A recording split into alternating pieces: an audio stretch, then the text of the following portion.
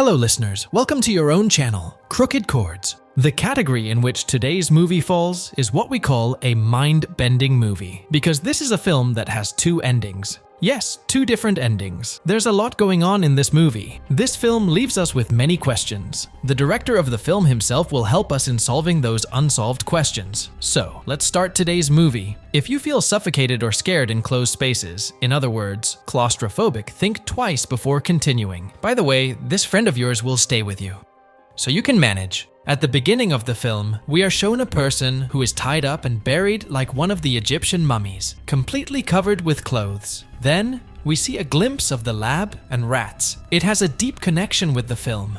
Then that person suddenly wakes up and starts struggling. And then the cloth tied around his face starts tearing and he takes a deep breath. She is a girl.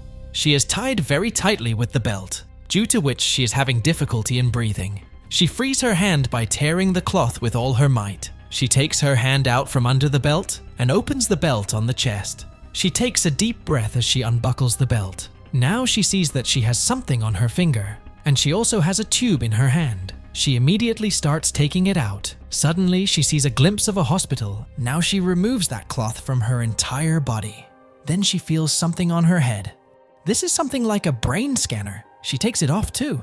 Then that torn cloth gets pulled down. Now she looks around. She is in a little box. She cries and screams for help. That's when the lights come on in that box. Then it is revealed that this is a very high-tech chamber, and even now there are many monitoring systems installed in her body. Then a voice comes, "System failure, oxygen level 35%.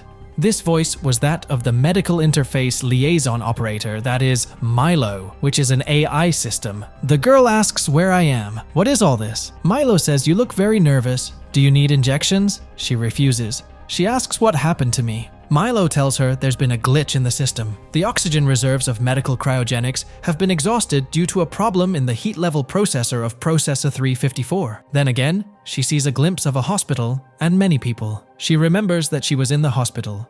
Then she shouts, "I have regained consciousness. Get me out of here." But she was alone there. No one hears her voice. She feels that she must be ill or had an accident, and that's why she has been kept here in this chamber. Then she sees a glimpse of a mouse who is in a maze and looking for a way out. This is directly connected to the movie. Now she tries to calm herself down. She recalls some good times when she was happy and carefree. Then she sees a man who is with a woman. Some pictures and some faces are seen, but she couldn't recognize any of them. Then she is faced with a most terrifying question: who she is herself. What is her name? What does she look like? She didn't know anything. Then she asks Milo about herself. Milo says that the patient is identified as Omicron 267 and is a bioform who is in a cryogenic pod. She asks if there is any picture of the bioform. Milo shows her live virtual image. She sees herself as if she is seeing it for the first time. Then she remembers that the woman with that man was herself. Then Milo warns that the oxygen level is 33%. And now she sees some strange sights. She tells Milo to open this chamber, or this pod. Milo says it wouldn't be a good idea to open the pod right now. She orders him to open it. Milo then asks for an authorization code, a type of password, to open the pod. She says she doesn't have any code. Milo refuses to open the pod. Now she doesn't know what to do and how to get out of here. Then she asks Milo if she can call someone. Milo says yes. Then she asks to call the police. As soon as the phone rings, she says, "Get me out of here. I'm in a medical cryogenic pod and we're running out of oxygen, and I'm stuck here." When the policeman asks her name and location, she says that she doesn't know her name, and she doesn't even know where she is right now. The cop says we have to file this as a false report. She says, "I'm telling the truth. You can track my phone call and find out where I am," and she starts crying. Then the policeman thinks that maybe she is telling the truth, so he asks her to look around her so that he can get some information about this pod. Then the girl somehow gets the model number of that pod and tells it to the policeman. The phone gets disconnected before the police can track her down. Now the girl asks Milo to search Omicron 267's, that is, her own DNA. When the DNA search is complete, it is found that she is Elizabeth Hansen, a scientist and researcher. Then she recalls a memory from her childhood, in which her mother calls her Liz. Then there comes a call, which belongs to Captain Moreau from the Department of Science and Technology. Liz tells him that her full name is Elizabeth Henson, and she doesn't know anything else. Now the officer asks what percentage of her oxygen is. Liz says 31%. The officer says, "How much time do we have left?" Liz fearfully asks Milo how much oxygen I have left with. Milo says 72 minutes under normal conditions and 43 minutes at current usage rates. Now the officer says, "We have very little time. You have to try to remember more so he can find out something important because the pod whose model number you gave was destroyed 3 years ago." Liz is shocked to hear this. She asks Milo to give her Omicron 267's medical report. Milo says Omicron 267 is absolutely healthy and estimated age 82 years. Liz realizes that even though she is not sick, she has been kept in this pod, which means that someone deliberately put her in it. Someone has kidnapped Liz and buried her underground. The officer tells Liz to calm down. He says in panic, she will use more oxygen, which will reduce her time even more. You have to save your breath. Liz says, "I need the code to open this pod." And the phone gets disconnected. Liz asks to call again, but the call goes through. Now Liz was alone here again. Then Milo says that the oxygen level has reached 29%, and the patient's chance of survival is 0%. Milo begins the palliative care process. In this, the patient is made unconscious so that the patient does not feel pain at the end. Then comes an injection on a robotic arm. Liz refuses. She says she still has 40 minutes of oxygen left, but Milo doesn't stop. He is about to give the injection when Liz turns quickly to her side, and the injection goes into the pod itself. Now Liz starts hitting the robotic arm, which causes the arm to malfunction, and it goes back. Liz becomes very tired by all this and begins to hallucinate due to lack of oxygen. She was not able to differentiate between reality and illusions. She sees trees. Then Liz sees the same man again, which she saw herself with. He is doing some research on something like feathers. Then Liz comes to her senses with a warning from Milo. Oxygen is 22%. She asks Milo to search for all the information regarding Elizabeth. Then Liz learns that Elizabeth is a Nobel Prize-winning biologist who was working on an unethical project, and she remembers that she was doing some experiments on some strange creatures. Liz sees a photo of herself with a man whose name is Leo, and on it was written, "With my husband at the Science and Technology Awards," that is, Leo was Liz's husband. Now she tells Milo to call a phone number belonging to Leo. The call connects and an old woman answers the phone. Liz requests the woman to call Leo, as this is an emergency. The woman says, "Who are you?" Liz says, "I'm Elizabeth, Leo's wife." As soon as the woman hears this, she tells her not to call here again and disconnects the call. Liz asks Milo to call again, but the call goes through. Liz gets upset. She wanted to free herself from this pod. Now Liz plans to open the pod herself. She starts removing the rubber tubes in the gaps of the pod, but then he sees a mouse there. She gets very scared. She closes her eyes and tells herself that it's not real, it's just in her mind. And as soon as she opened her eyes, there was no mouse. The lack of oxygen was now causing Liz to have more and more surreal hallucinations. Now, Liz uses the needle she took out of her hand to remove the safety sealer tap on the pod, but it doesn't have much effect. Then Milo says, "You look upset. Do you need a sleeping injection?" Then Liz gets an idea. Because the needle of that robotic injection was big, it would help in removing the seal. So, she said, yes for the injection. As soon as the robotic arm comes, she grabs it and tries to break it. And after a little effort, the needle breaks and the arm goes back inside. Now, Liz manages to remove the tape with that big needle. Then she is given a strong electric shock. Milo says anyone intentionally damaging the pod will be given a similar electric shock. Liz was now frustrated. Meanwhile, the oxygen level drops to 20% and she starts having strange hallucinations. Then there comes a call from Captain Moreau. He says, "We have found you." Liz says, "Did you get that code?" Captain says the codes are about to be received. Everything will be fine now. Then Milo says, "Oxygen is 17%. Liz says, "It was 20% just now. I am losing track of time." So the captain tells Liz to focus on reality and stay conscious. So Liz pricks the needle in her palm, which increases her heart rate. Then she remembers something. She's with Leo and asking him, "Do you really want to do this?" Then we are shown a sample tube. Now Liz was fully conscious. She asks the captain how long has she been here. Captain says, "You were active on social media a few days ago." and no one has reported you missing yet. Liz says, talk to my husband, Leo. The captain says, you've never been married, and there is no person named Leo in the database. Liz tells Milo to search for Leo Ferguson. Milo says there's nothing with that name. Liz doesn't understand anything. She says to show the photo of the Science and Technology Award. Liz is surprised to see that now only Liz is in that photo. Leo was not there. Liz tells the captain that Leo is real. I also called a number in his name and also talked to a woman on the phone. The caption says it was just your illusion. Nothing like that happened. Then, Liz hears the captain whispering to someone else. She says, who are you talking to? The captain says, not to anyone, you just hear voices. Only then the oxygen drops to 15%. Liz says, why aren't you here yet? Give me the code. Captain says, we are about to get the codes. It is just taking a little longer. Liz doesn't feel right. Liz thinks the captain is the one who locked her here. She tells Milo to disconnect the phone. Then she remembers something again. This time, Leo looked different. He had no hair on his head. There were black marks on his face and hands, and Liz was sitting sad. Leo's condition is getting worse. Now Liz is taking him to the hospital. The memories that came to Liz at the beginning of the film were of this moment. Now Liz asks Milo to repeat the last part of the conversation with Captain, and she asks to turn up the volume on the part where the captain is whispering to someone. Turning up the volume, Liz hears someone telling the captain, tell her that she is hallucinating. She is hearing voices. Liz realizes that the captain is also involved. Now a call comes again. Liz screams, what do you want? Why are you doing this to me? But this time it was the same old woman who had talked to Liz on Leo's number.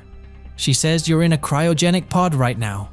You wanted to talk to Leo, but I can't get Leo to talk to you. Leo is dead. The woman says, it wasn't meant to be like this. I can help you. Just then, Milo warns that the oxygen is 14%. That woman says you have to trust me, Liz. Liz says, I didn't tell you my name then. How do you know? The woman says you don't have to tell me your name. I recognized you as soon as I heard your voice. Only I can help you. Liz asks her for the code. She says, I will give you those codes, but you will not be able to open the pod with it. Liz threatens the woman to disconnect the call. The woman tells her the code. Now Liz enters that code into the system and tells Milo to open the pod. Milo begins the process of opening the pod. Then the woman says that you will die as soon as the pod opens, and I can prove it. Liz gives her 10 seconds to prove it. The woman says, go to system preferences and change 1 to 0. Liz asks Milo to do it. As soon as 0 is typed in place of 1, everything goes up in the air. There is 0 gravity in the pod. All this was beyond Liz's understanding. She asks, what is happening? Where am I? That woman says, in space, 64,000 kilometers away from the Earth. Liz asks Milo how far away it is from here to Earth. Milo says, 68,372 kilometers. The woman says we have to do something soon. You will be out of range from communication satellites very quickly. Now, Liz resets 0 to 1, and gravity returns to the pod. And meanwhile, oxygen reaches 13%. The woman says you were put into hypersleep for a mission, but due to some problem, you woke up earlier. But everything can still be okay. I created this pod. I can send you back into hypersleep if we can find what's wrong with the pod. Liz says, which mission? The woman says that there is a planet Wolf 1061c, which is 14 light years away from the Earth. The mission is to settle there. She says you have just come out from the Earth. The nuclear thrust has not been activated yet, which will increase the speed of your ship to 50% of the speed of light. Liz couldn't believe it all. She presses the wound caused by the needle so that illusion and reality can be realized. Then she sees Leo, and he is wearing a military uniform. Liz asks if this involves the army. That woman says yes, because humans will become extinct in the next 2 generations, and this information cannot be given to the public. Liz asks if Captain Moreau knows about this. The woman says, when you called the police, then the army got involved in it. They were just trying to keep you busy so you wouldn't recall anything, and you may not call anyone in panic. If this news reaches the public, the situation here on Earth will get out of control. For this, they were keeping your phone busy so that you can't talk to anyone else. They would keep you busy until you run out of oxygen. Now Liz asks the woman about Leo. The woman says that Leo too got infected by that virus, like millions of other people, and he died. Liz asks, how long has she been here? The woman says that you have been in hypersleep for the last 12 years. We have very little time. In 10 minutes, you will go out of range of satellites, and we will not be able to talk. We need to fix this soon. Liz agrees. The woman tells Liz that we have to find the problem first. Liz asks Milo the reason for Omicron 267's awakening. Milo says that hypersleep is broken due to a processor 354 glitch, and without processor 354, you can't stay in hypersleep. She says that we have to put 354 processor on another processor so that hypersleep can be activated. She says we have to find a processor that is not important for the system. We will deactivate that and put processor 354 on it. Milo only found one processor which wasn't important. Liz asks to deactivate that processor and replace it with processor 354, but the capacity of that processor wasn't enough to run 354. Before the woman could tell Liz anything further, the police arrived at the woman's house. She quickly tells Liz that you need to bypass the system and have to deactivate an important processor so that the processor 354 can be put on it and you can be sent back into hypersleep. But this has to be done before the oxygen level drops to 2%. Otherwise, you will never wake up from hypersleep. Remember, system bypass before 2% oxygen and find Leo. Then the woman is arrested by the police and the call gets disconnected. Now Liz was alone again. Liz asks Milo, who put me in this pod? Milo says Elizabeth Hansen. That means Liz was the one who put herself in this pod. But Liz doesn't understand why the woman asked her to find Leo. What does it mean? Now the oxygen level becomes 11%. She pulls that sealer tap again to bring back her memory. And she remembers something again. Now she does it again and again, which brings back her memories. We see that Leo is in his last moments. Leo tells Liz not to worry. We will be together again. And his heartbeat stops. Liz is giving him shocks to get his heartbeat back. But Leo is dead. Now we see maple seeds. It is a wing-like seed that falls flying down from the tree. Liz and Leo are watching them fall. Now oxygen drops to 5%. Liz remembers something again. She asks Milo how many pods are there. Milo says 10,000. Liz asks to show those pods. Milo says, the pods are right in front of you, but you are not able to see anything because the photochromic UV filtration is activated. Liz says to disable the filter. Then Liz sees a dead body in front of her. She gets very scared. Liz sees thousands of pods on the ship. Liz could even see the Earth from here. This is a very big ship. Some debris that has been scattered, and this big ship is moving forward in the space. Now Liz asks Milo how many pods are still active. Milo says 9,567 pods are still fully activated, and 433 pods are lost. Liz is not surprised to know that her pod is also one of those 433 pods. That means Liz's pod was also taken as lost. But Liz is shocked to know that out of the 433 lost pods, only Liz was alive and all the others were dead. Actually, this ship collides with a meteorite 375, due to which 433 pods are damaged. Now, Liz asks where Leo's pod is. Milo can't find any pods named Leo. Then Liz tries her best to remember, and she remembers the number of Leo's pod. She tells Milo to search for pod number 42. Milo gets pod 42. Liz asks if this cloth be removed from his face. Milo says it's an organic cocoon that can regenerate on its own. Liz asks to show Leo's face. He removes the cocoon from Leo's face with the laser. Liz becomes very happy when she sees Leo's face. She feels very relaxed. Now she sees that the scar Leo had on his face was missing. Liz can't understand anything. Liz again asks Milo to search for Elizabeth Henson. Then Liz comes across a video in which Elizabeth says that she is working on the technique of transferring memories. And she has also successfully tested it on rats. She puts rats in a maze from which it was impossible for a rat to get out. But one rat was made to remember its path, and then the memory of that rat was transferred to another rat. The second rat easily crossed the impossible maze and came out on the first attempt. But thousands of rats had to die in this experiment. Perhaps this was the reason for Liz's fear of rats. But Liz doesn't understand anything, because Elizabeth, who was in that video, was a very old lady. Liz felt that Elizabeth's voice in that video resembled that of the woman who spoke to her on the phone. Liz asks Miles to do a voice match, and it turns out that the woman Liz talked to was Dr. Elizabeth. Now Liz asks Milo to tell her Omicron 267's age. That is, her age. Milo says that Omicron 267 is 12 years old. Now Liz understands everything. She is a clone of Elizabeth and has had Elizabeth's memories transferred to her. Elizabeth cloned herself and Leo and sent them on the ship. That's why there was no scar on Leo's face. Liz's world is shaken. She can't believe that she has not lived all that she remembers. Those childhood memories, the moments she spent with Leo. Nothing like this ever happened to Liz. This all happened with Elizabeth only. It was hard for Liz to accept this truth. She goes crazy. Anger, sadness, hatred. All emotions overwhelm Liz at once, but then she sees memories of Leo.